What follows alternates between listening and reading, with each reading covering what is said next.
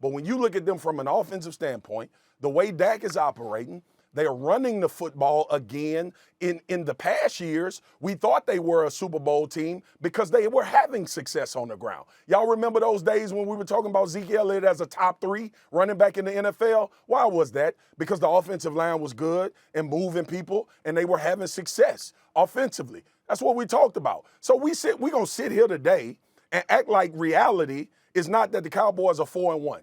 And act like the reality is they didn't go to Tampa week 1 and go toe-to-toe. We're going to act like they didn't beat the Chargers, who I'm sure Bart has ahead of the Dallas Cowboys. But ultimately, when you have a conversation about should the Cowboys be thinking of a Super Bowl, why wouldn't they be along with the other 4-1 teams and the undefeated team in Arizona and the teams with players that they feel like they can win a Super Bowl with? I want to hear this.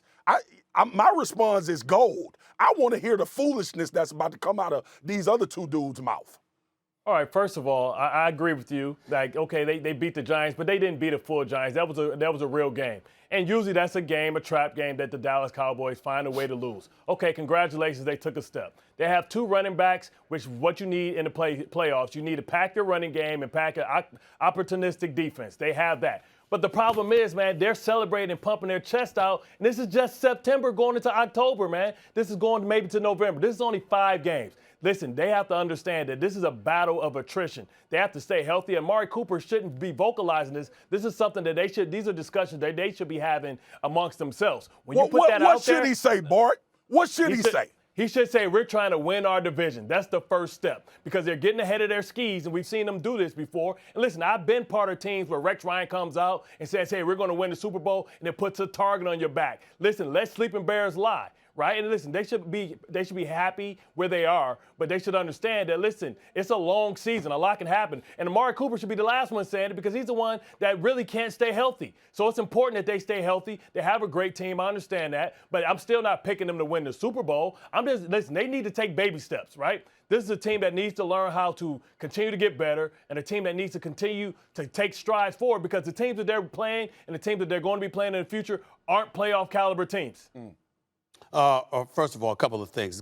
I have to mind my manners, Marcus, with Molly Q, as you call her, because Mr. Good Morning America himself, you know, the sack master, the one and only Michael Strahan is. Yes. You Big leave Blue. Mark alone. Michael Strahan. Michael knows what it is. Leave Molly alone. Yeah. I mean, I don't want to get sacked. I don't want to get sacked. I speak facts. I don't want to get sacked, okay? I don't want to get sacked. Lord knows I don't want to get sacked by that brother. Dak Prescott was out there, not Mike Glennon. All right, Michael Strahan, I stand down. Miss Yukon, I would suggest you watch it, Miss Yukon. Or Miss Hold on, Loyalty. Stephen A., let me say something. Okay, not bandwagon. Let me say something really, really quick. Yes. Because I hear Molly and Bart talking about this. Where was this same grace last year when Dallas' whole team was injured?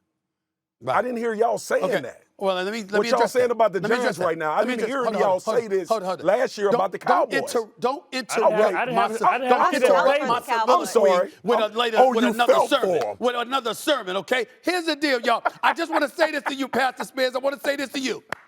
Congratulations, Bart Scott. Let's stand him and give Marcus Spears a round of applause, okay?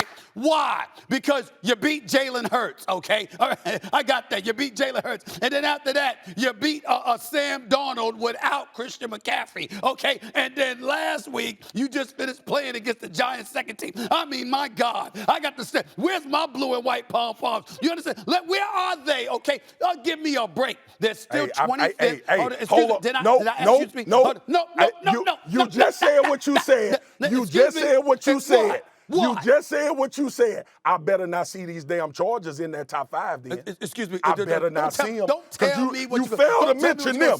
You failed to mention that win. That was the first 2. That's the first 2 games of the season. But don't worry about it. Let me get to my point. Okay? Go ahead. You're 25th in yards allowed. You're second worst against the pass in the National Football League, all right? So what I'm trying to say is that you give a little, give a little. Why are we raving about the Cowboys? I'll tell you why we're raving about the Cowboys.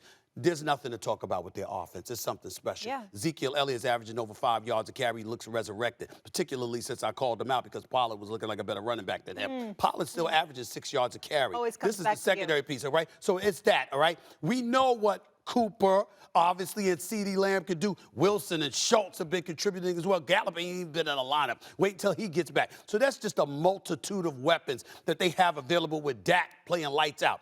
Offensively, there's nothing to complain about. Nothing to say, no shade to throw on the Dallas Cowboys. Defensively, you know what this really is? Of course, we like Micah Parsons. Trevon Diggs is my defensive player of the year thus far. He's been sensational. But you know why we're really raving about the Dallas Cowboys defense, Marcus Spears? Because they stunk last year. They were so god-awful because they got Mike Nolan out of the scrap heap. Last time we saw him, he was a defensive coordinator for one of the worst defenses in the league in Atlanta in 2014. Nobody's thinking about hiring this man as their defensive coordinator. Mike McCarthy gets the job in Dallas and says, you know what, he's learned from his mistakes. He's learned from looking archaic when he was in Green Bay. And what's the first thing he does? He hires that guy, okay? So he lucked up, because with COVID last year and all the restrictions with the NFL and all the different circumstances and what have you, we said, all right, we're going to let that go. They got rid of Nolan. They brought in Quinn from Atlanta, the former head coach of the Falcons. He sort of resurrected that defense. He's got them looking relatively decent. That's what this is about. It's about the fact that people are getting caught up in thinking this defense is legit. This defense is real. When it's been damn near a month since they went against a real established, bona fide, experienced veteran of a quarterback. And wait till that happens as the season progresses. They got a reprieve. Their schedule is relatively soft the rest of the way for the next 6-7 weeks. But then after that, stuff is going to heat up, and we're going to find out what they're made of. So you can talk all of that junk you want, Pastor Spears, with your sermons. At the end of the day, all of these expectations that have been thrown in, you know where I'm going. The Cowboys. You're setting them up. You're setting them up. They're going to fall so it's hard. Levels, Marcus. You know it's levels. Thanks for watching ESPN on YouTube. For live streaming, sports, and premium content, subscribe to ESPN+.